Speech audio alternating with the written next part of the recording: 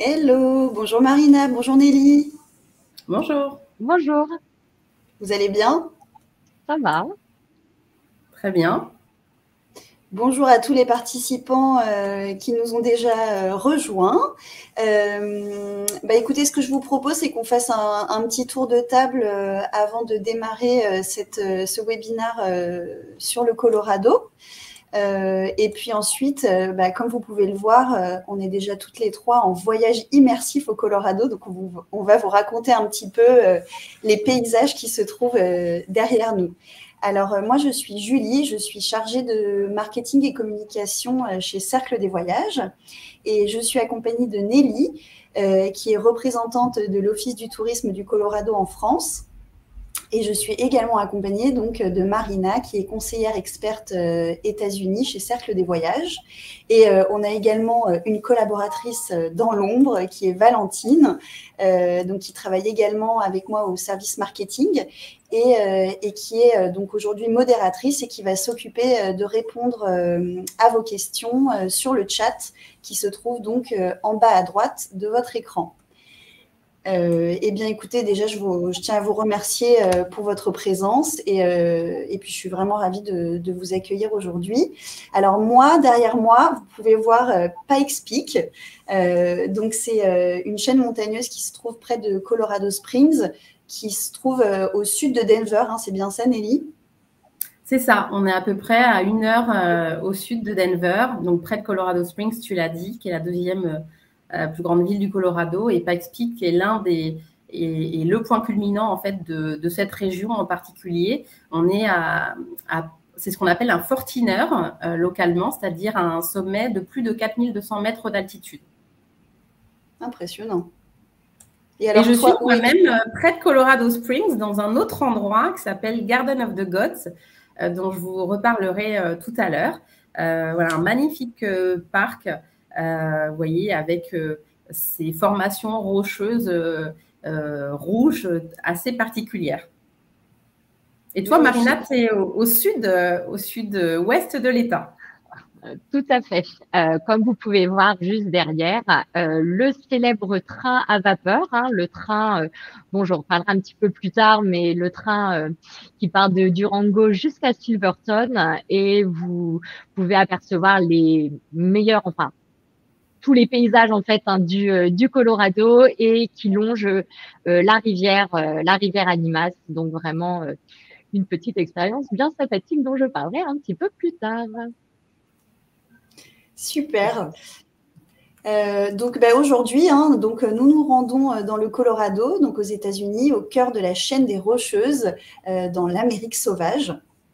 Alors j'imagine que tout le monde a entendu parler du Colorado, mais peut-être que vous ne savez pas vraiment où le situer géographiquement, quelles images on s'en représente. Voilà, donc c'est pourquoi aujourd'hui nous allons plonger au cœur de cette belle région. Voilà, donc je vais vous présenter l'agenda de notre webinaire. Donc tout d'abord, je vais commencer en vous présentant rapidement l'agence Cercle des Voyages. Puis Nelly vous parlera plus en détail du Colorado. Marina vous présentera ensuite donc les plus belles adresses de la région ainsi que les activités à réaliser lors de votre voyage au Colorado. Ce que je vous propose, c'est que vous posiez vos questions dans l'onglet questions qui se trouve en bas à droite à côté de l'onglet chat. Et puis Nelly et Marina y répondront à la fin de la présentation. Et ma collègue Valentine donc, pourra également vous répondre en direct si besoin. Alors, pour ceux qui ne nous connaissent pas encore, je vais vous présenter notre agence de voyage. Depuis plus de 25 ans, Cercle des Voyages fait voyager ses clients aux 4 coins du monde, dans plus de 90 pays. À l'origine, nous sommes vraiment des experts des USA. Et puis, nous nous sommes développés sur plein d'autres destinations et sur les autres continents. Et nos conseillers sont tous experts des destinations qu'ils proposent.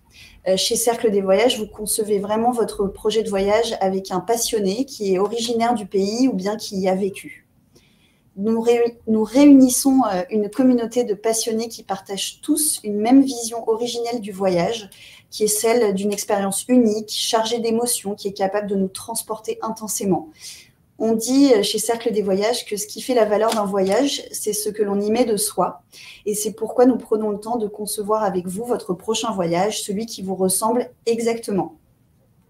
Alors, quelle est notre valeur ajoutée? Eh bien, c'est tout d'abord notre expertise, puisque nos conseillers partagent avec vous leurs conseils, leurs bonnes adresses, les petits lieux secrets où se rendre pour faire de votre voyage une expérience vraiment inoubliable. Ce sont également les services que nous proposons, puisque nos clients ont accès à une conciergerie qui est disponible 24 heures sur 24 et 7 jours sur 7. Et votre conseiller dédié est toujours joignable sur sa ligne directe. Voilà, j'en ai fini avec la petite présentation de notre agence et je vais donc passer la parole à Nelly qui va nous emmener à la découverte du Colorado. Tout à fait. Et je suis absolument ravie de vous emmener donc découvrir virtuellement pour l'instant le Colorado en attendant de pouvoir le découvrir avec Cercle des Voyages. Alors, c'est parti. Donc, pour y aller, alors, déjà, vous situez un petit peu, c'est vrai que là, la carte vous montre pas, enfin, vous avez en bas à droite de la carte, vous voyez un petit peu où se situe le Colorado. En fait, le Colorado, on est à la fin des plaines du Midwest et au début de l'Ouest américain. Donc, on est plus ou moins au centre des États-Unis, mais un petit peu plus vers l'Ouest. On est vraiment au tout début de l'Ouest américain. On est aux portes de l'Ouest américain. Et on voit justement, donc, on aperçoit légèrement sur cette carte donc la typologie de terrain et donc les plaines à l'est, dont je ne parlerai pas parce que ça n'a pas d'intérêt touristique. Et on se focalisera donc sur toute la partie de Denver jusqu'à donc l'extrémité ouest de l'État. Donc, nous avons la chance depuis Paris d'avoir un vol direct opéré par Air France à raison de 3 rotations par semaine, donc les lundis, mercredis et vendredis. Donc, c'est un vol saisonnier pour l'instant. On espère qu'Air France l'opérera ensuite toute l'année. Mais voilà, ça fait 3 ans que Air France nous permet d'aller en direct jusqu'à Denver. Donc, Denver, c'est un petit peu moins, c'est à peu près 9h30, 9h45 de vol. Donc, finalement, c'est assez rapide et c'est quand même très confortable d'avoir ce vol direct. Et puis après, bien sûr, pour les gens qui viennent de province, il y a d'autres possibilités ou à d'autres périodes de l'année avec d'autres compagnies. Mais ça, bien sûr, c'est Cercle des Voyages qui saura vous aiguiller lors de la construction de votre voyage sur place. Alors, on a 8 heures de décalage horaire avec la France dans le Colorado. Donc là, il est midi chez nous en France et donc à Denver, dans le Colorado, il est 4 heures du matin. Voilà. Et donc, c'est un État que j'espère, dans cette présentation, vous montrer à quel point il est diversifié. C'est un État incroyablement authentique qui a de nombreux atouts. Et un qui n'est pas des moindres, c'est celui d'être loin des foules. Et aussi, on a donc cette chance d'avoir un climat relativement favorable, puisqu'on a pas moins de 300 jours d'ensoleillement par an dans le Colorado. Alors, il faut savoir que le climat est très, très sec dans le Colorado, mais on a néanmoins 4 saisons bien distinctes. Donc, vous n'êtes sans doute pas sans savoir que le Colorado est réputé pour ses stations de ski. Si je vous parle voilà, d'Aspen, par exemple, ou Mandeville, ce sont sans doute des noms qui vous parlent. Ce sont des grandes stations de ski renommées. Donc voilà, donc l'hiver, on le comprend bien, c'est très enneigé. Mais on a ensuite un vrai printemps, un vrai été, un vrai automne. Donc, je le disais, un climat qui est très sec et on doit aussi faire avec l'altitude. Et ça, c'est très important puisque donc je vous parlais des plaines qui sont à l'est de l'État. Ces plaines, pour vous donner une petite idée, elles sont à 1000 mètres d'altitude déjà. Donc, pour comparer, moi j'aime bien toujours comparer pour une station de ski chez nous dans les Alpes comme Megève est à 1100 mètres d'altitude. Donc, ça vous donne déjà une idée. Denver, la capitale, est à 1600 mètres d'altitude. Et ensuite, dans le reste du Colorado, partout où on va se balader, on va osciller entre 2000 et 2400 mètres d'altitude. Donc, il faut faire très attention à ça. Alors, peut-être que parmi vous, il y en a qui sont allés au Pérou, etc. On vit beaucoup mieux, je pense, l'altitude dans le Colorado qu'au Pérou. Mais néanmoins, il faut prendre de bons réflexes dès qu'on arrive à Denver, c'est-à-dire boire beaucoup d'eau, même quand on n'a pas soif, puisque voilà, on peut ressentir un petit peu le mal de l'altitude. Mais néanmoins, voilà, ce qui vraiment prédomine dans le Colorado, c'est ce côté très ensoleillé, grand ciel bleu la plupart du temps, et voilà, qui permet vraiment d'apprécier les paysages. Et sachez que donc j'ai indiqué comme période de voyage idéale, c'est vrai, de mi-mai à mi-octobre, le mois d'avril étant un petit peu un mois de transition, de même que le mois de novembre. Mais pour moi, la plus belle saison, c'est au mois de septembre, c'est-à-dire l'automne, ce qu'on pourrait appeler l'été indien chez eux. Donc non, il n'y a pas que des couleurs au Québec ou en Nouvelle-Angleterre. Le Colorado est une fantastique destination pour tous ceux qui aiment les couleurs d'automne. Et puis, vous allez le voir, on n'a pas que des stations de ski, loin de là. Ce sont vraiment une multitude de grands espaces, un héritage western, un héritage amérindien, une gastronomie qui vient en plus d'être célébrée par le guide Michelin. Là, c'est tout frais. Je vais vous en reparler. Alors, on va rentrer plus en détail, mais juste pour vous impressionner, j'espère, avec quelques chiffres. On a 4 parcs nationaux dans le Colorado. On a aussi des monuments nationaux, des trains historiques, 26 routes panoramiques, voilà, des sources chaudes, donc 28 stations de ski, des sommets. Donc, si vous étiez là dès le début, on vous parlait du sommet qui est derrière Julie, qui est Pikes Peak, donc qui est un sommet qui culmine à plus de 4200 mètres d'altitude. Il faut savoir qu'il y a 58 sommets de plus de 4200 mètres d'altitude dans le Colorado. Donc, tout ça pour vous dire, le Colorado, c'est un peu le toit en fait des États-Unis. Et en termes de superficie aussi, pour vous donner encore une idée,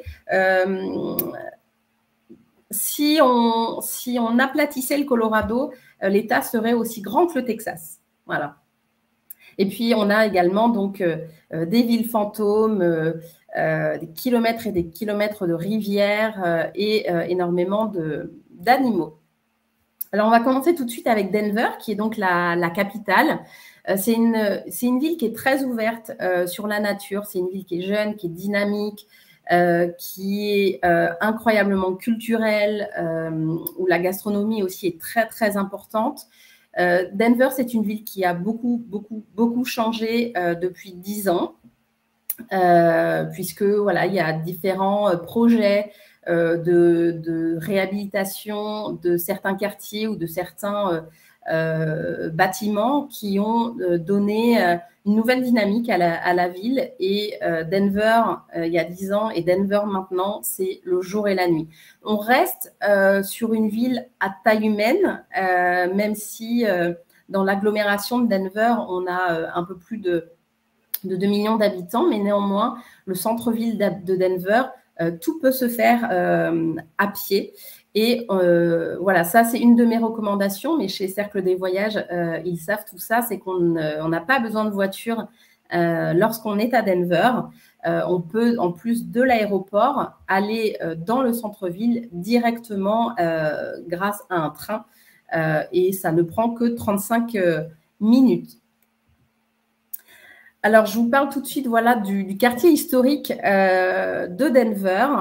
On arrive, donc depuis l'aéroport, on arrive à la gare de Union Station. Donc voilà, je vous disais il y a quelques instants que la ville avait drastiquement changé depuis 10 ans. Bien, ça a commencé justement avec la réhabilitation de la gare Union Station, qui est un bâtiment historique.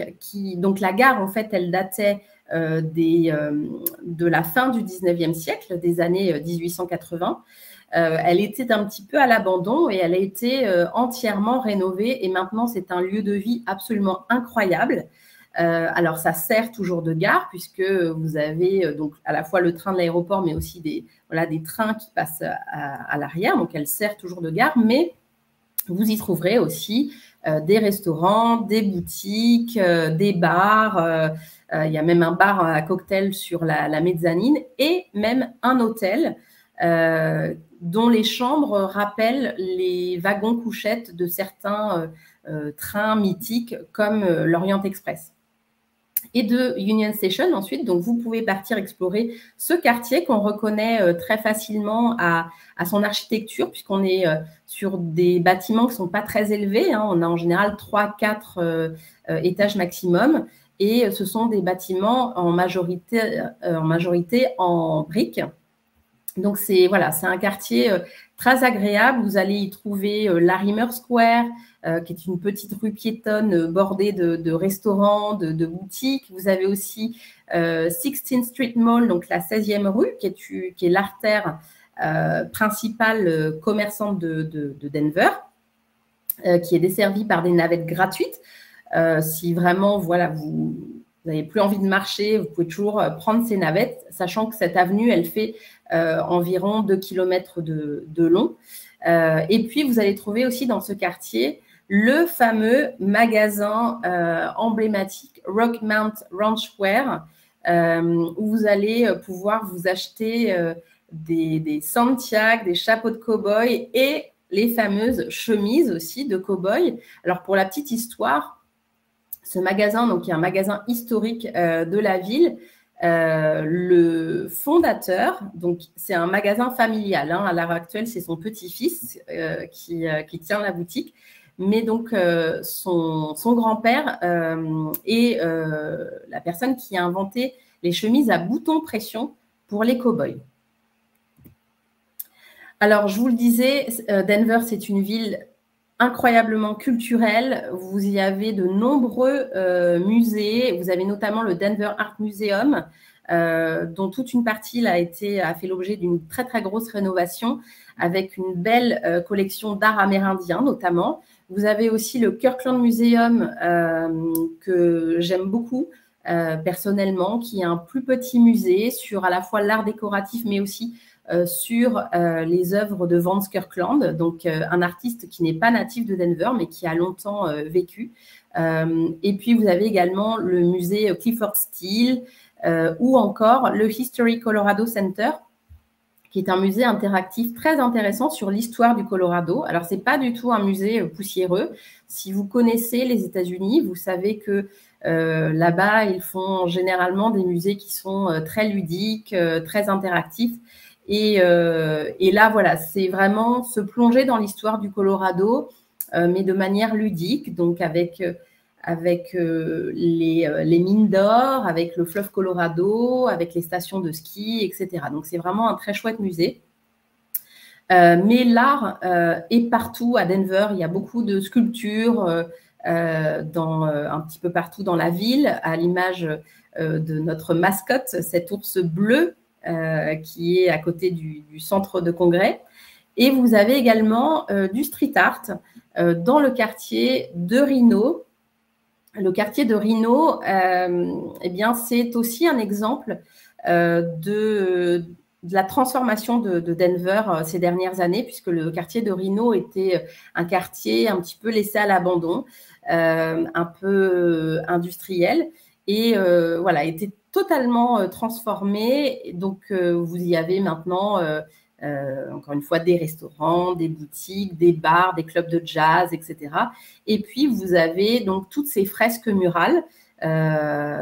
Et se tient d'ailleurs à Denver chaque année un festival de street art, festival international, qui aura lieu là dans quelques jours, ou cette semaine. Alors, je vous le disais également au préambule, la gastronomie dans le Colorado et à Denver est incroyable. Mais vraiment, je sais qu'on peut avoir des a priori sur sur la nourriture aux États-Unis, mais franchement, dans le Colorado, on mange très, très, très, très bien. Vous avez en fait beaucoup de restaurants qui pratiquent ce qu'on appelle le farm to table, donc finalement de la terre à l'assiette, donc des produits qui sont sourcés localement, des produits de saison. Vous avez maintenant ce qu'on appelle des food halls, donc comme le Denver Central Market ou le Denver Milk Market, où vous avez plusieurs stands où vous allez pouvoir manger ce que vous avez envie. Si toute la famille n'a pas envie de manger la même chose, c'est possible. Il y a énormément de possibilités. Et encore une fois, la gastronomie est très, très intéressante à Denver. Et elle vient donc d'être récompensée par le guide Michelin, qui vient il y a 2 jours d'annoncer donc plusieurs récompenses. Il faut savoir que 5 restaurants du Colorado ont reçu une étoile Michelin, 4 ont reçu l'étoile verte. Denver, c'est aussi la capitale de la bière. Alors, il faut savoir que le Colorado est le premier État producteur de bière artisanale des États-Unis. Il y a pratiquement 150 brasseries, micro-brasseries dans la métropole de Denver. Il y en a plus de 400 dans le Colorado. Donc, si vous êtes amateur de bière, faites le Denver Beer Trail. Donc, c'est un petit circuit qui vous permet d'aller déguster les bières dans les différentes brasseries. Alors, bien sûr, vous n'êtes pas obligé de toutes les faire, ça se ferait beaucoup. Mais vous découvrirez vraiment des bières très, très bien travaillées. Et il y a une richesse, là aussi, une diversité de bières que nous n'avons clairement pas en France. L'amphithéâtre Red Rock. Alors, lorsque vous êtes à Denver, donc je l'ai dit, pas de voiture, mais néanmoins, vous allez prendre votre voiture de location pour poursuivre votre périple dans l'État. Et donc, vous pouvez profiter, après avoir récupéré votre voiture, vous pouvez en profiter pour aller donc à Red Rocks, qui se trouve à 20 minutes de la ville. Donc, Denver, je ne l'ai pas dit, mais Denver est surnommée de Mile High City, donc puisqu'elle est exactement à 1 mile, c'est-à-dire 1600 mètres d'altitude. Et Red Rocks, cet amphithéâtre naturel, pour vous donner une petite idée, il est déjà à plus de 2000 mètres. Donc, on prend en 20 minutes, on prend 4 à 500 mètres. Et c'est un endroit magique. Donc, en journée, c'est un parc qui est ouvert à tous. On peut aller tout simplement se balader, on peut faire du sport. Alors, on sent bien le cardio fonctionner quand on y est, puisque du fait de l'altitude, il y a des cours de yoga, il y a du cinéma en plein air, il y a beaucoup de choses à chaque fois à Red Rocks, mais surtout, c'est un endroit donc, qui est connu pour ses concerts. Donc, la saison des concerts commence en avril, elle se termine au mois d'octobre. Et donc, il faut vous imaginer donc, la roche rouge qui vous entoure et vous avez les étoiles au-dessus de la tête. C'est absolument fabuleux. J'ai eu cette chance de vivre un concert là-bas et c'était un moment vraiment mémorable. Alors, on va partir donc découvrir le reste de l'État. On va faire une sorte de plus ou moins de boucle. Et on va commencer donc avec nos 4 parcs nationaux. Donc, 4 parcs nationaux. C'est vrai qu'on ne sait pas forcément que le Colorado a autant de parcs nationaux. On parle souvent des parcs de Californie ou d'Utah ou même de l'Arizona. Pour info, l'Arizona n'en a que 3. Et l'Utah en a 5, donc seulement 1 de plus que nous dans le Colorado. Alors, vous allez voir, donc, cette fameuse diversité de paysages, elle s'illustre vraiment à travers ces parcs nationaux. Donc, à commencer par le parc national des montagnes rocheuses. Donc, c'est là, effectivement, que naît la chaîne de montagnes des montagnes rocheuses. Et c'est là également que prend sa source le fleuve Colorado, qui continue donc ensuite vers l'État, vers l'Arizona, le Grand Canyon, etc. Et donc, c'est un parc de haut sommet. C'est un parc où vous trouverez des lacs et une énorme, une très, très riche faune. faune et flore. Donc, vous y croiserez de nombreux animaux, de grands animaux d'ailleurs, des élans, des ours, etc. etc. Et puis, vous avez une route qui traverse ce parc qui est assez spectaculaire. C'est la route pavée la plus haute des États-Unis. Et là, voilà, alors, il ne faut pas avoir trop le vertige, mais parce que justement, c'est assez vertigineux. Autre parc, là, on part donc un petit peu plus à l'ouest, c'est le parc national de Black Canyon of the Gunnison. Alors, ce parc, c'est le dernier parc du Colorado, dans le sens où il est devenu parc national en 1999. Et c'est aussi le parc le moins visité. Alors, ça ne veut pas dire qu'il a moins d'intérêt. Bien au contraire, c'est un canyon noir spectaculaire. Alors, noir parce qu'en fait, il est incroyablement profond et étroit. Donc, le soleil pénètre peu, ce qui crée en fait, qui fait que la roche est noire. Et c'est un canyon magnifique. Et j'ai envie de vous dire que ce n'est pas plus mal qu'il y ait un peu moins de monde parce qu'on a vraiment ce sentiment d'être privilégié quand on est là-bas et de pouvoir assister à ce spectacle. Troisième parc, et là, vous voyez, on change encore de paysage, encore d'atmosphère. C'est le parc national de Mesa Verde. Alors, celui-ci, vous en avez peut-être entendu parler. C'est l'un des plus connus du Colorado. Il est classé à l'UNESCO. Et là, donc, vous apercevez Cliff Palace, qui est l'un donc des villages troglodytes construits par les Anasazi, qui constituent donc ce magnifique parc national. Donc, les villages ont été construits vraiment dans la falaise. C'est très, très impressionnant. Donc, le parc est assez étendu et c'est assez fou de se dire que les Indiens ont construit donc, ces villages. C'est une merveille d'architecture, vraiment. Il faut se dire qu'ils n'avaient pas du tout les mêmes outils que maintenant. Donc, c'est vraiment, vraiment impressionnant. Alors, Cliff Palace, ne se visite qu'avec un guide. Donc, il faut réserver à l'avance votre visite. Et il faut savoir que vous avez un escalier à descendre et ensuite des petites échelles à remonter. Mais voilà, ça se fait très bien. On n'est pas au-dessus du vide, donc pas de problème. Mais voilà, un endroit vraiment magique. Et puis, donc, le quatrième et dernier parc, c'est le parc national de Great Sand Dunes. Donc là encore, vous voyez, on change totalement, radicalement de paysage.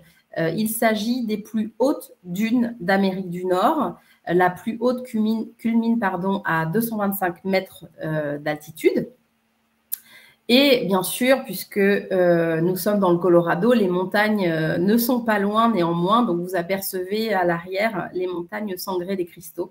Donc, c'est assez... c'est très, très beau de voir ce contraste entre les dunes et les montagnes. Et vous pouvez, donc, dans les dunes, vous pouvez faire de la luge. Alors, vous pouvez, tout simplement grimper au sommet, mais ensuite, vous pouvez redescendre en luge. Alors, celui-ci n'est pas un parc national en termes de classification, c'est un monument national, c'est-à-dire, c'est la classification juste en dessous. Alors, monument, c'est vrai que ce n'est pas forcément un terme très bien choisi, puisque c'est un parc, mais c'est simplement qu'il n'est pas encore considéré officiellement comme un parc national. Personnellement, c'est mon endroit préféré du Colorado. J'adore cet endroit, c'est sublime. Alors ici, vous voyez sur la carte, on est près de Grand Junction. Donc, on est à l'ouest, à environ 4 heures de route à l'ouest de Denver. On est à quelques dizaines de kilomètres de l'Utah, donc à côté de Grand Junction. Et là, donc, pourquoi on commence à voir ces paysages qui vous rappellent peut-être l'Utah si vous y êtes allé? C'est parce que tout simplement, la région de Grand Junction, on est sur ce qu'on appelle le plateau du fleuve Colorado. Donc, on est dans un paysage à la fois de mesa, donc de grandes tables, hein, comme vous pouvez apercevoir là sur la photo, roches plus rouges. Et on a aussi un microclimat hein, dans cette région qui permet notamment la culture de vignes et de fruits. Mais voilà, le Colorado National Monument, donc vous avez une route qui fait le tour et c'est absolument sublime. Donc, c'est peu connu là aussi. Beaucoup de gens passent à Grand Junction mais ne s'arrêtent pas forcément. C'est un tort. C'est vraiment un endroit à découvrir. Et encore une fois, il y a peu de monde. Donc, on se sent vraiment très privilégié. Voilà, donc je le disais, c'est à côté de Grand Junction avec ce climat, donc ce microclimat qui permet donc la culture de vigne. Donc, il n'y a pas que de la bière dans le Colorado, il y a aussi du vin. Et donc, voilà, ce n'est pas une très, très grande production, mais néanmoins, c'est un vin plutôt intéressant. Il n'est pas mauvais du tout. Donc, vous pouvez faire des balades à vélo, des dégustations dans les vignobles. Et là encore, donc, vous apercevez les mesas qui se trouvent derrière. Alors, on change là complètement de côté. Donc, c'est le paysage que vous avez derrière moi, donc Garden of the Gods. Donc là, nous sommes près de Colorado Springs. Colorado Springs, donc, qui est, je le rappelle, la deuxième plus grande ville du Colorado, située à environ 1 heure au sud de Denver. Et Garden of the Gods, c'est un parc municipal. Municipal dans le sens où il appartient à la ville. Il est totalement gratuit.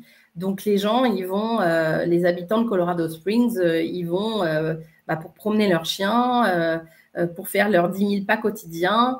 Voilà, c'est un parc vraiment accessible à tous, mais qui a ce paysage singulier de ces formations rocheuses, rouge-orangé, beaucoup de végétation. Et puis, vous avez donc les montagnes et Pikes Peak en arrière-fond. Donc, Pikes Peak, qui est derrière Julie.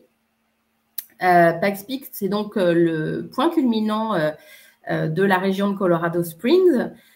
Vous avez, alors là, j'ai choisi une image qui représente en fait la course automobile qui s'y tient chaque année au mois de juin. Donc, c'est une course très, très prestigieuse pour tous ceux qui sont amateurs de course automobile. C'est vraiment l'une des courses les plus prestigieuses au monde. Et elle a été plusieurs fois remportée par des Français et notamment Romain Dumas, si c'est un nom qui vous parle, qui avait explosé le record en 11. Je ne veux pas vous dire de bêtises, mais je crois que de mémoire, il était arrivé au sommet en 11 secondes. Donc voilà, c'est incroyable. Mais vous pouvez bien sûr donc monter vous à votre rythme avec votre propre voiture de location, et vous pouvez aussi faire le choix de monter en train, puisqu'il y a un train qui part de Manitou Springs, donc au pied de Pikes Peak, qui s'appelle le Cog Railway, donc qui est, pardonnez-moi, j'ai plus le terme c'est un train à crémaillère, je crois que c'est ça, voilà, le terme exact, et qui a été entièrement rénové puisque c'était un train historique. Et là, voilà, il est de nouveau sur les rails depuis cette année. Un petit peu plus au sud de Colorado Springs, en allant finalement vers les Great Sand Dunes, vous avez Royal Gorge. Donc voilà, c'est cette gorge que vous apercevez sur la photo, avec ce pont suspendu qui est encore une fois l'un des plus hauts au monde, que vous allez pouvoir traverser à pied. Mais vous pouvez aussi traverser la gorge avec ces petites télécabines ou en tyrolienne. Donc, c'est un endroit sympathique pour vous arrêter entre les Great Sand Dunes et Colorado Springs si vous y faites étape.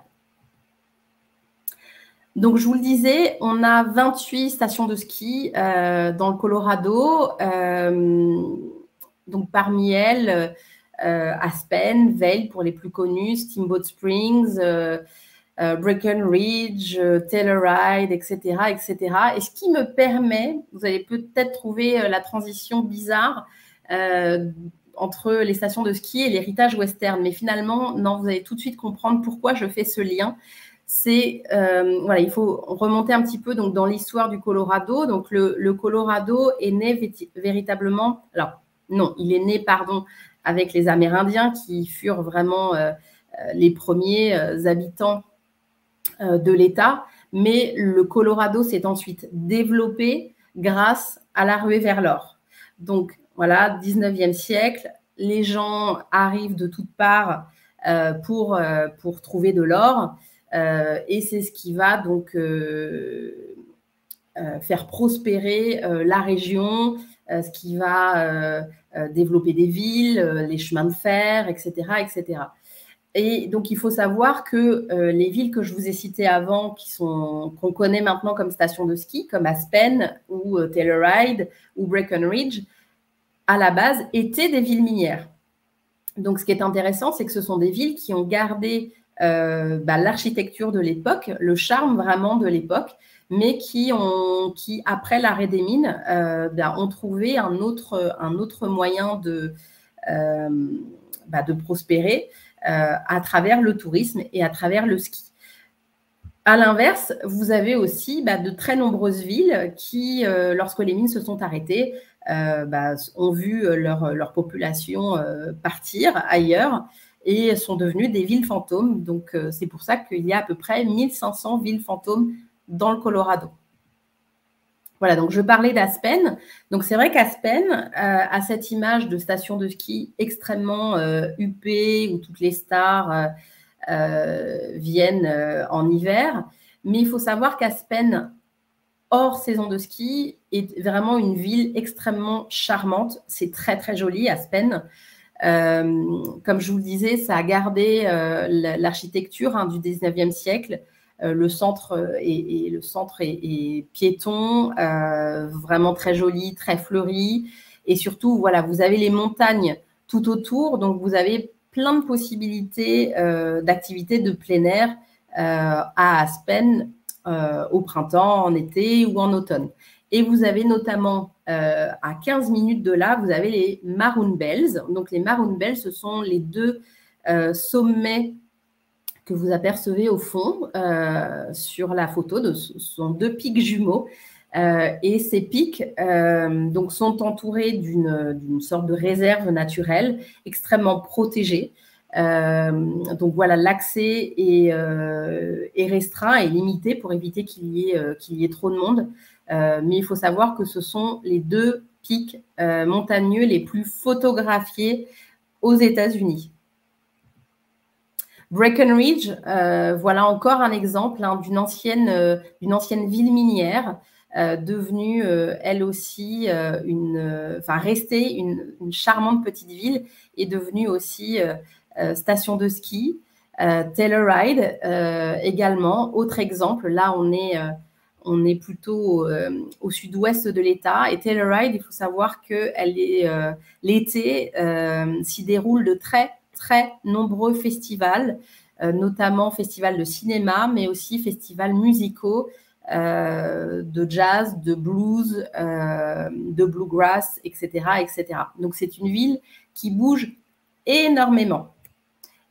Ou encore, voilà, autre exemple, Crested Butte, qui n'est pas très, très loin de Black Canyon of the Gunnison, et qui est, voilà, même chose, petite station de ski, un peu familiale, bien moins chère qu'Aspen, et qui est très, très, très charmante, avec la rue principale, avec que des façades colorées, voilà, tout à fait charmant. Et c'est ça, justement, qui va faire la différence dans le Colorado, selon moi, c'est que, à l'inverse d'autres destinations de l'Ouest américain, vous allez visiter un parc national et puis le soir, vous n'avez pas beaucoup d'options au niveau des hébergements, c'est-à-dire que vous allez vous retrouver dans des petits hameaux. Je ne sais même pas si on peut qualifier vraiment de ville ou de village, mais des endroits, voilà, vous avez quelques commerces et puis 2-3 hôtels et finalement tous les touristes se retrouvent là. Dans le Colorado, vous avez cette chance de pouvoir le soir vous retrouver dans une petite ville qui est typique du Colorado et qui vit, qui a une âme et vous allez pouvoir prendre part à la vie locale, donc aller dans les mêmes restaurants que les habitants, dans les mêmes bars. Et croyez-moi, voilà, ce sont vraiment des petites villes qui sont très animées, qui encore une fois ont gardé l'âme du 19e siècle quelque part, mais qui se sont bien sûr modernisées. Mais ça, c'est toute la force du Colorado, c'est que vous pouvez crapahuter toute la journée dans la nature, puisque la nature est vraiment prodigieuse dans le Colorado, mais le soir, là, vous allez pouvoir également vous divertir.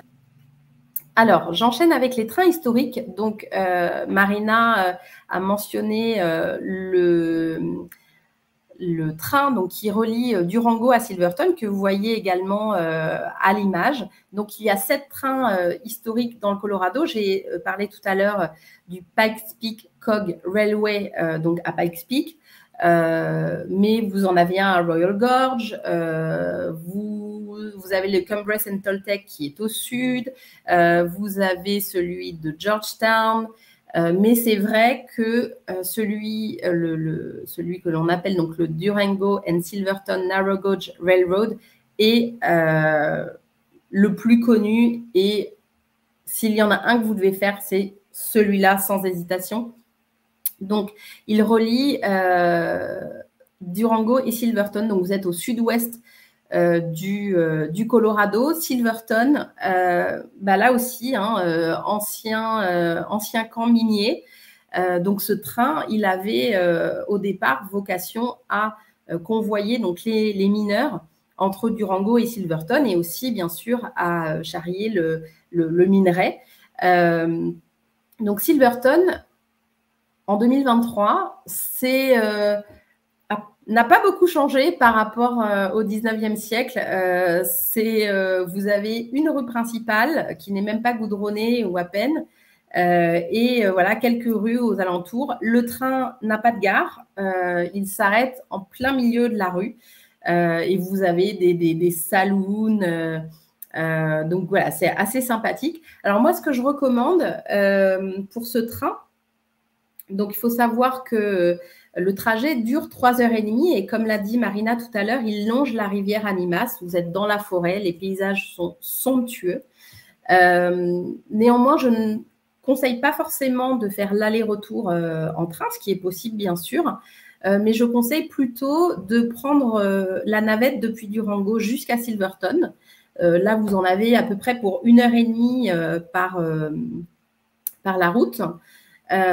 Ensuite, donc vous arrivez en fin de matinée à Silverton, vous avez suffisamment de temps pour vous balader, pour déjeuner, et ensuite vous entendrez le train siffler et annoncer donc le départ imminent, et donc vous repartez vers les 14h, 14h30, et à 17h30, vous êtes de retour à Durango. Donc ce sont deux voyages différents. Mais voilà, c'est absolument magique à faire, et qui plus est en automne. En automne, c'est spectaculaire avec les couleurs. Et je vous conseille également, même si c'est vrai, le coût est plus important, mais de réserver plutôt les wagons qui sont panoramiques. Alors, l'héritage amérindien, donc on a vu déjà tout à l'heure avec Mesa Verde, cette présence amérindienne. Vous avez donc Mesa Verde se situe dans la région des Four Corners, que l'on partage donc avec le Nouveau-Mexique, l'Arizona et l'Utah. Donc là, voilà les Indiens Anasazi. Et vous avez aussi une forte présence Ute dans le Colorado. Et vous avez notamment une petite ville près du Black Canyon of the Gunnison qui s'appelle Montrose, où vous allez pouvoir visiter le Ute Museum. C'est un petit musée qui est gratuit, que je vous recommande vraiment. On y apprend beaucoup de choses sur la culture Ute. Et puis, vous avez également un parc, alors un monument national, qui est Canyons of the Ancients, qui est un petit peu plus à l'ouest encore de Mesa Verde. Et voilà, là aussi, qui est un témoignage de l'héritage amérindien du Colorado et qui est très, très beau à faire également. Sources chaudes, vous l'aviez peut-être vu dans les premières slides, nous avons 29 sources chaudes dans le Colorado. Parmi les plus connus, Glenwood Springs, qui a 3 sites différents. Vous avez aussi Steamboat Springs, vous avez Pagosa Springs, là c'est la plus profonde. Voilà, vous en avez aussi à Ouray, ça c'est en allant vers Silverton et vers Durango. Donc beaucoup de sources chaudes. Parfait en toute saison pour vous détendre, c'est très agréable. En imaginant même que vous alliez skier dans le Colorado, ça fait partie des choses que les skieurs apprécient après une journée sur les pistes. Les ranchs, je pense que Marina en reparlera. Il faut savoir que voilà, le Colorado vit bien sûr du tourisme, mais aussi de l'élevage. Il y a beaucoup d'agriculture dans le Colorado et il y a donc de nombreux ranchs en activité, mais vous avez aussi une trentaine de ranchs qui sont ouverts au tourisme et qui accueillent donc des visiteurs. Alors, il y a un nombre de nuits minimum à respecter et vous en avez pour un peu tous les goûts. Vous avez du plus simple qu'on appelle un working ranch qui est donc vraiment là toujours en activité. Vous allez pouvoir travailler avec le bétail, etc.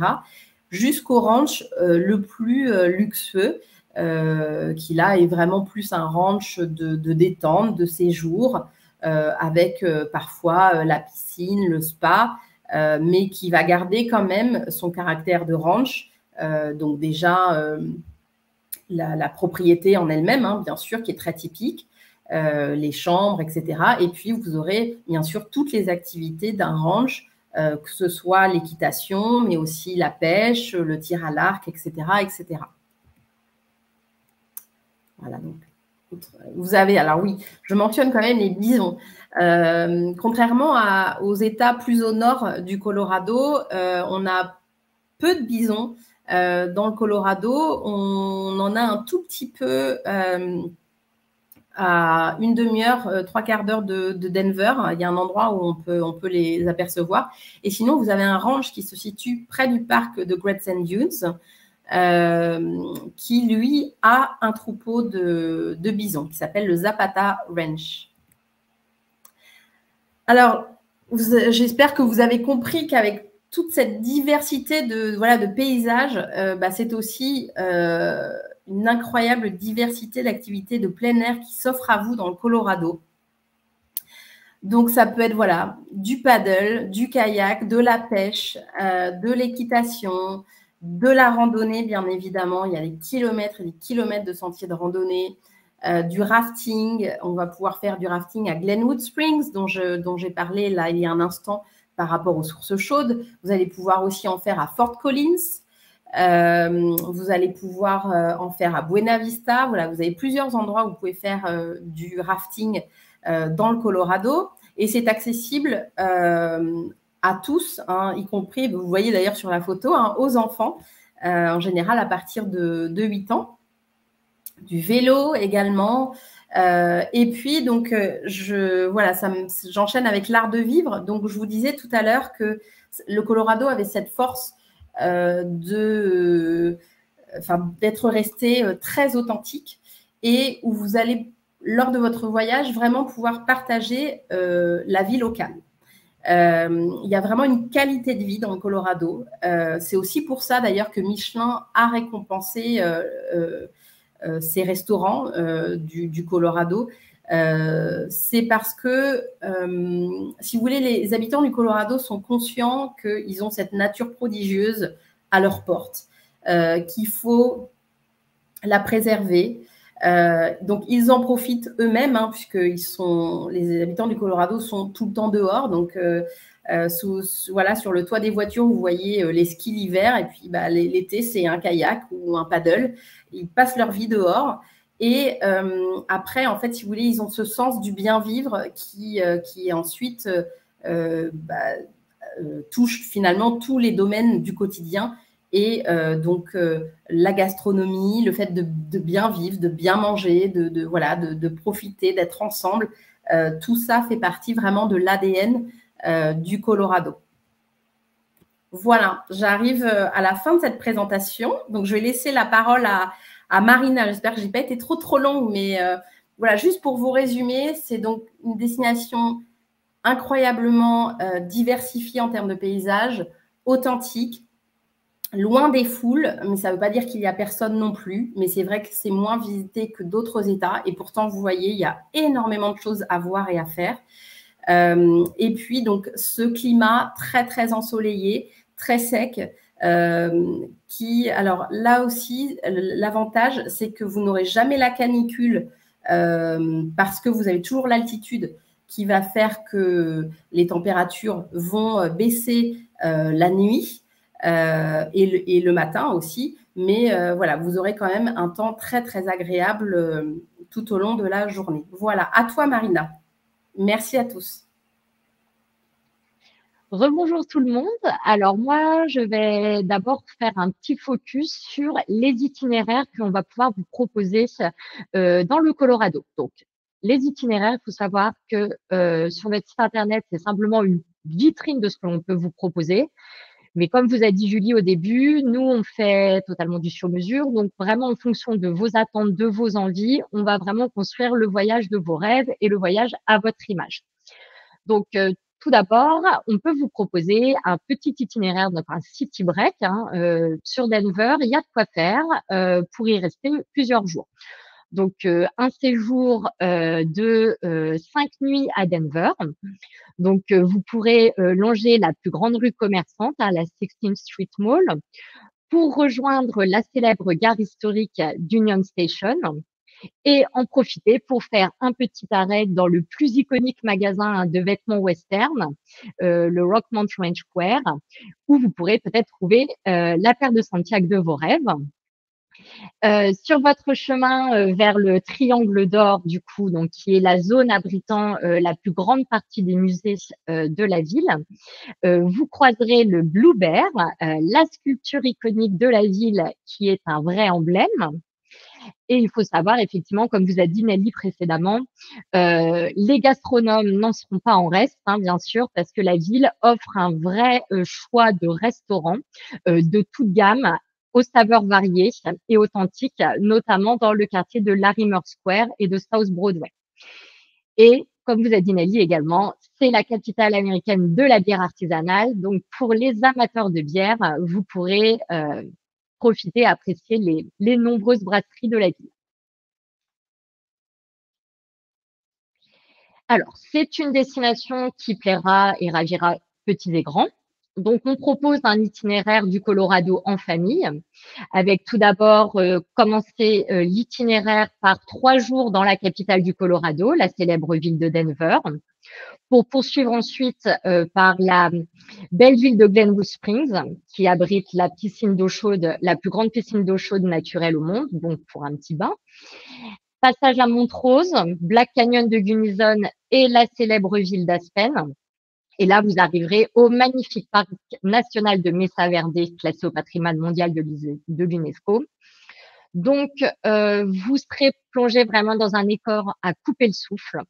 Votre guide vous permettra de remonter le temps et l'histoire des cultures amérindiennes locales à travers vraiment les habitations troglodytes et les pétroglyphes qui sont présents dans le parc.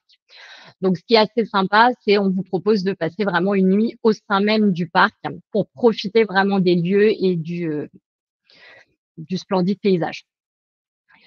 Vous terminerez, alors, avant de terminer le séjour, vous passerez 3 nuits en immersion dans un ranch. On vous propose de passer au Chico Basin Ranch pour être plongé vraiment en immersion dans les coutumes du Far West, pour ensuite finir ce petit road trip par la ville de Colorado Springs, un parc naturel du coup classé dans les plus beaux au monde, avec le Garden of the Gods, et passer à travers les paysages de Pikes Peak, Pont Royal Gorge, et les différentes activités ludiques qui vous seront proposées sur place.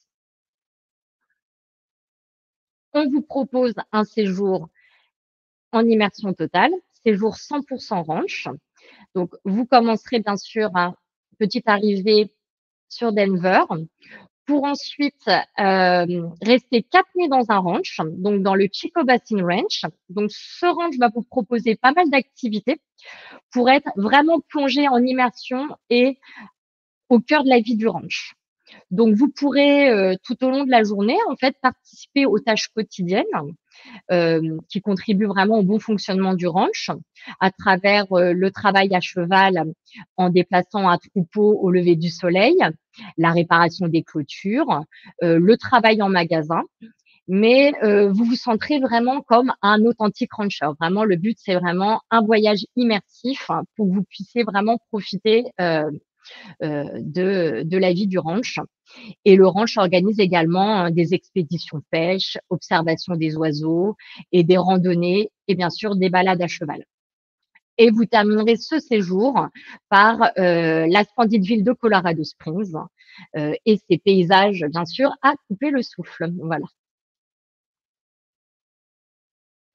Et là, on va vous proposer également un séjour un petit peu d'une quinzaine de jours à peu près, dans lequel vous partirez du Black Canyon of Gunnison, qui est connu bien sûr pour ses parois aux couleurs charbon, en passant par le parc des Grand Sand Dunes, avec ses dunes de sable et bien sûr sa petite activité où vous pourrez dévaler les dunes de sable sur des luges. Voilà. Ensuite, vous passerez par le Colorado National Monument, qui est le véritable Grand Canyon du Colorado, le Rocky Mountain National Park, idéal pour les férus de randonnée, avec vraiment des panoramas riches, une diversité exceptionnelle sur, comme on en a parlé pendant un petit temps. Effectivement, c'est un État qui est très très riche et diversifié. Donc, vous passerez également à travers les petites stations de ski, la station d'Aspen, Beaver Creek, Vail et le célèbre panorama exceptionnel des Marron Bells en fond de toile. C'est un État qui regorge vraiment de grands espaces, de lacs, de rivières. Donc, énormément d'activités pourront vous être proposées, des activités en tout genre, allant de la randonnée, du cheval, pratiquer le rafting sur la Colorado River et profiter également des grands espaces viticoles du côté de Grand Junction où vous pourrez déguster le vin. Et explorer des villes du Colorado comme la ville de Denver, mais également d'anciennes villes minières avec le célèbre train entre Durango et Silverton. Et un petit arrêt du côté de Pagosa Springs, qui est le bassin géothermique le plus profond et alimenté par les sources d'eau chaude. Voilà. Je vais vous faire maintenant un petit focus sur quelques hébergements. Alors, tout d'abord, vous avez le Zapata Ranch.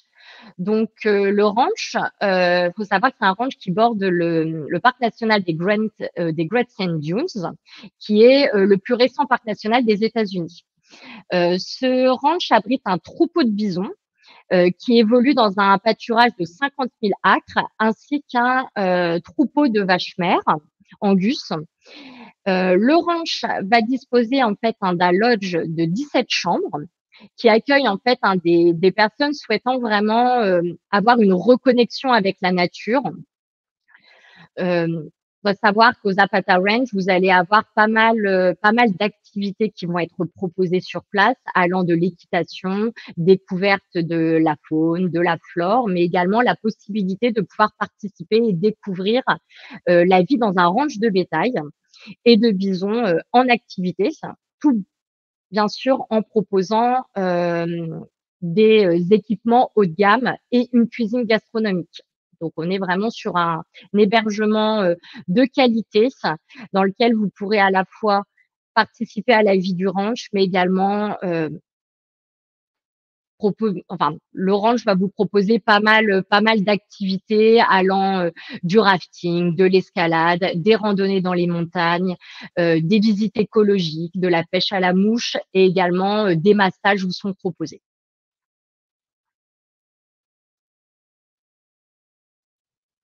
Le Downton River Camp, donc c'est un ancien ranch de bétail qui remonte de la fin des années 1800. Une grande partie des terres est encore utilisée pour le pâturage du bétail et il y a un total sur place de 8 tentes de style un petit peu safari. Il faut savoir que les tentes sont vraiment modernes, hein, toutes disposent vraiment de tous les équipements hein, d'un hôtel de luxe, avec salle de bain privative, vraiment une décoration de qualité à l'intérieur. Vous retrouvez vraiment tout le confort moderne comme dans un hôtel. Hein.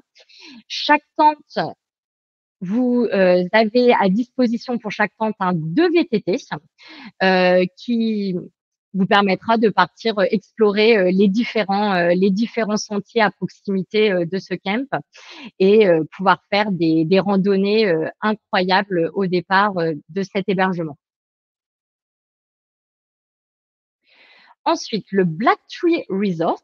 Donc, il faut savoir que c'est un camping de luxe qui propose en fait des aventures confortables, personnalisées pour les familles, les couples, groupes d'amis qui souhaitent vraiment se ressourcer, se recentrer sur eux-mêmes et vraiment être en contact direct avec la nature.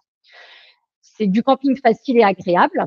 Les tentes sont équipées de l'énergie solaire, d'une literie très confortable, un mobilier artisanal et toutes sont équipées d'une salle de bain privative. Et cet hébergement va vous proposer vraiment diverses activités possibles comme la pêche, les massages, la tyrolienne, les randonnées, les balades à cheval. Et pour finir, je vais faire un petit focus sur le Canvas, qui est né d'un désir en fait de stimuler la créativité, de transformer une communauté et d'utiliser vraiment les talents de cette communauté pour créer une expérience authentique. Il y a plusieurs options de logement possibles sur place. Hein. Vous allez avoir des cabines modernes qui sont restaurées, des Airstream. Donc, ce sont les petites, alors comment dire les Airstream, hein, c'est des petites caravanes en métallique, bien sûr. Des caravanes vintage. Vintage, voilà le mot. Merci Melly. Qui vont être vraiment dotées d'équipements exclusifs et vraiment vous allez avoir tout le confort dans ce type d'hébergement, mais vous allez également avoir des luxueuses tentes, glamping vraiment, et des jupes futuristes. Donc vraiment, c'est sur le Camvi, vous allez vraiment avoir tout type d'hébergement possible et également un terrain de camping au bord de la rivière et des emplacements pour les camping-cars avec vraiment tout le branchement complet pour pouvoir vous installer. Et de nombreux événements sont organisés sur place, comme le Southwest Colorado Gravel and Road Tour, qui est en fait une randonnée dans le jardin de Lizard 8 Cycling. Et vous allez avoir également des concerts qui sont proposés sur place. Et je vais vous faire, en fait, pour terminer, un petit focus sur les activités, donc dont on a parlé précédemment, le célèbre train à vapeur de Durango à Silverton. Donc là, vraiment, vous allez être plongé dans l'univers du Far West, monté à bord du train à vapeur du 19e siècle qui rejoint Durango à Silverton. Et là, vous allez traverser vraiment les merveilleux paysages du Colorado, tout en longeant la rivière Animas. Et durant tout le voyage, vraiment, vous pourrez profiter d'une faune locale qui va être très riche et voir des cerfs, des élans, des ours noirs, des mouflons, des pumas, des élans. Petit stop du côté de Glenwood Hot Spring Pool pour profiter d'une petite baignade dans la plus grande piscine d'eau chaude naturelle au monde. faut savoir que c'est l'une des attractions touristiques les plus anciennes et les plus emblématiques du Colorado. Pour les amoureux de sensations fortes et d'adrénaline, on peut vous proposer un petit tour en tyrolienne dans la Royal Gorge. Donc vraiment, vous envolerez dans les airs sur la plus haute tyrolienne d'Amérique. Donc, il faut savoir que c'est situé près de Colorado Springs, sur la tyrolienne Cloud Scraper, et ça, vous planerez à 1200 pieds au-dessus de la rivière Arkansas. Donc, vraiment une expérience pour les amateurs de sensations fortes et une expérience unique. Donc ça, je vous conseille fortement en tout cas. Et pour finir, du surf sur les dunes du parc de Grand Sand Dunes. Donc, on pourra vous proposer de louer des planches de surf ou des luges et vous pourrez dévaler ces magnifiques dunes de sable. Donc, vraiment là pour une expérience également authentique et qui, bien sûr, plaira aussi bien aux petits, mais également aux grands. Donc, voilà. Eh ben, un grand merci Marina et Nelly, c'était vraiment incroyable, c'était passionnant, c'était un vrai voyage qu'on a vécu tous ensemble. On a un petit peu débordé sur le temps qu'on s'était accordé. Je vous prie de bien vouloir nous excuser, mais il y avait tellement de choses à raconter qu'une heure, c'était pas assez suffisant. On va maintenant pouvoir répondre à vos questions. Donc, on va commencer par les premières questions, qui sont des questions qui ont été posées par Philippe. C'était au moment, Nelly, où tu parlais de Denver. Il nous demande si on peut parler de centre-ville comme on l'entend en France. Oui, à Denver, oui, vraiment. Il y a un centre-ville bien distinct, bien délimité, donc oui. Et même après dans les autres villes. Tout à fait. C'est pas effectivement si on compare à Los Angeles, par exemple, où oui, enfin, il y a ce qu'on appelle un downtown, mais il n'y a pas un vrai centre. À Denver, oui. Super. Philippe nous demande également quels sont les festivals. Tu les as évoqués un peu rapidement, mais est-ce que tu peux nous en parler un peu plus en détail et nous donner un peu des dates ou peut-être alors les festivals de Telluride ou parce que je vais pas pouvoir parler des festivals qui ont lieu dans tout le Colorado, mais effectivement j'ai évoqué ceux de Telluride. Qui est vraiment la capitale des festivals du Colorado. Alors, il y a donc le festival du film qui a lieu fin août, début septembre. Et au niveau des festivals musicaux, il y a le festival de Bluegrass qui est au mois de juin, le festival de jazz qui est au mois d'août, et le Blues and Brews qui est mi-septembre, donc en ce moment. Donc, en général, c'est sur la saison estivale. Ok. Sophie et Dominique nous demandent s'il est facile de manger sans gluten aux États-Unis. Alors, je dirais pas partout aux États-Unis, mais en revanche, quoique, mais dans le Colorado, oui. Tout simplement parce que les Américains, quoi qu'on en dise sur la gastronomie, sont quand même beaucoup plus en avance que nous par rapport aux intolérances alimentaires. Donc oui, pas de problème pour le sans gluten. Sandrine nous demande où est-ce qu'elle peut retrouver un guide complet sur Denver avec des adresses, les restaurants, les musées, shopping, etc. J'ai envie de dire, Marina, que toi, en tant que conseillère, ce sont des informations que vous donnez à nos voyageurs. Tout à fait. En fait, on donne ces informations. Donc, à partir du moment où on construit l'itinéraire, bien sûr, avec vous, on vient après l'avant-voyage, bien sûr. Et là, on est là pour vous donner vraiment tous les petits bons plans, que ça soit les bonnes adresses, les adresses de restaurants, les adresses pour le shopping, les choses à faire en termes d'activité. Donc, vraiment, avant voyage, on est là pour vous donner toutes ces informations. Super. Une autre question de Philippe que je vais te poser à toi, Nelly. Philippe nous demande combien de kilomètres couvre-t-on si l'on veut faire les 4 parcs? En général, aux États-Unis, on ne parle pas en kilomètres, on va parler en temps. Donc, soit temps de route, mais je dirais que si vous voulez faire les 4 parcs, il faut compter au moins 2 semaines. Si vous voulez quand même prendre le temps à chaque étape, deux semaines en tout. Ok, donc en 2 semaines, on peut parcourir les 4 Ouais. parcs. Voilà, okay. Juste pour donner une idée de distance, là encore en temps plus qu'en kilomètres. Donc Denver Grand Junction, le parc des Rocheuses, c'est à peu près 1h30 de route. Denver Grand Junction, c'est 4 heures. Donc vous allez mettre 4h30, 4h45 pour aller au parc de Black Canyon. Et à l'inverse, de Denver jusqu'au parc de Great Sand Dunes, là aussi, il faut compter 4h, 4h30. Ok, voilà. Donc ce n'est pas non plus des journées où on passe la journée sur la route.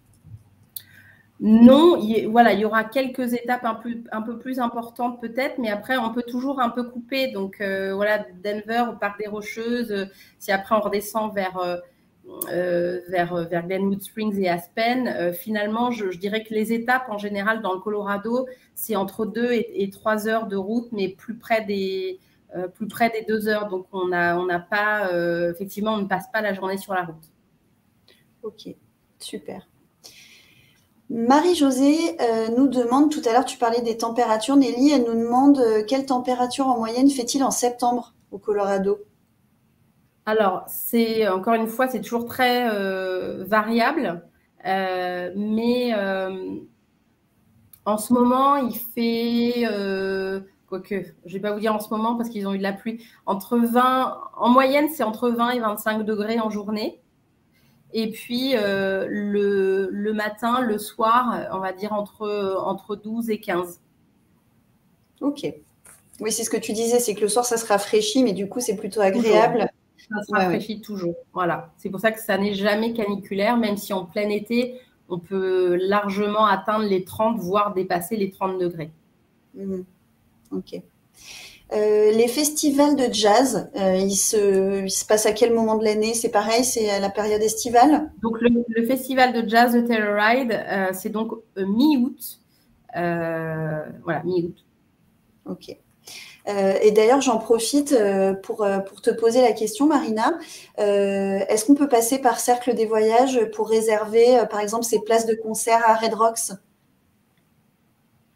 Après, on peut, nous en tout cas, après, si on peut se renseigner, hein, bien sûr, on peut inclure les activités, places de concert, tout ça. Après, ou éventuellement, si après on n'a pas la possibilité de pouvoir vous vendre directement la place de concert, bien sûr, vous donnez la démarche à suivre pour pouvoir ensuite les réserver, hein, bien sûr. Ok. Philippe nous demande aussi, quand on veut faire de la randonnée, est-ce que les sentiers sont bien balisés et est-ce qu'il y a des cartes à la disposition des voyageurs? Tout à fait. Tout est très, très bien balisé et il y a des cartes disponibles dans les offices du tourisme et on peut également les obtenir en amont, les télécharger, etc. Donc, c'est très, très bien balisé. Ok, génial. Et j'avais une autre question sur laquelle j'étais passée pour y revenir. La question de Philippe était si on veut construire son circuit idéal au Colorado, donc combien de temps est-ce qu'il faut partir? Marina, est-ce que tu peux nous dire? Alors, on partira au minimum, en tout cas, là, si vraiment vous voulez vraiment tout faire, faudrait partir minimum 18-20 nuits, je pense. On serait là-dessus. Les itinéraires que je vous ai proposés, alors pendant la présentation, on était plus aux alentours des 15 jours. Pour éviter d'être au pas de course, si vous prévoyez 3 semaines, donc je parle bien avec le départ et avec les vols compris, on peut déjà vous faire un très bel itinéraire sur 3 semaines. Ok. Et du coup, question financement de Philippe, quelles sont les modalités possibles quand on réserve son voyage avec Cercle? Est-ce qu'on peut... Alors, avec Cercle, c'est-à-dire que à partir du moment où en fait vous réservez le voyage, donc on demande en fait un acompte à la réservation qui correspond environ à 30% du montant du voyage. Et ensuite, le solde du voyage est à régler à un mois du départ. Donc, le plus tôt vous y prenez, mieux c'est en termes de disponibilité, de petits hébergements atypiques si vous voulez vraiment être plongé en immersion dans le Colorado et partir sur des hébergements un petit peu plus authentiques, de plus petites structures. Donc vraiment, et puis pour avoir les meilleurs tarifs en termes d'aérien, bien sûr également. Donc le plus tôt vous y prenez, le mieux c'est. Et ensuite, ça vous permet également d'un petit peu de pouvoir échelonner les paiements jusqu'au moment de partir en tout cas. Et du coup, est-ce que tu peux nous donner un peu une fourchette de prix sur un circuit de 3 semaines au Colorado? 3 semaines au Colorado, de toute façon, après, alors, fourchette de prix, on va dire 4 500 5 000 par personne. Après, bien sûr, tout va dépendre du type d'hébergement que vous souhaitez, du type de vol que vous souhaitez également. Mais ça, après, bon, grosso modo, c'est une fourchette de prix, en tout cas. Voilà. Après, il y a toute la personnalisation du voyage. C'est ça, tout à fait. Tout à fait. Alors, je vois que Valentine nous a fait remonter la question de Sandrine, en fait, elle nous demandait les adresses, etc. Et en fait, elle aurait aimé qu'on la conseille sur un guide.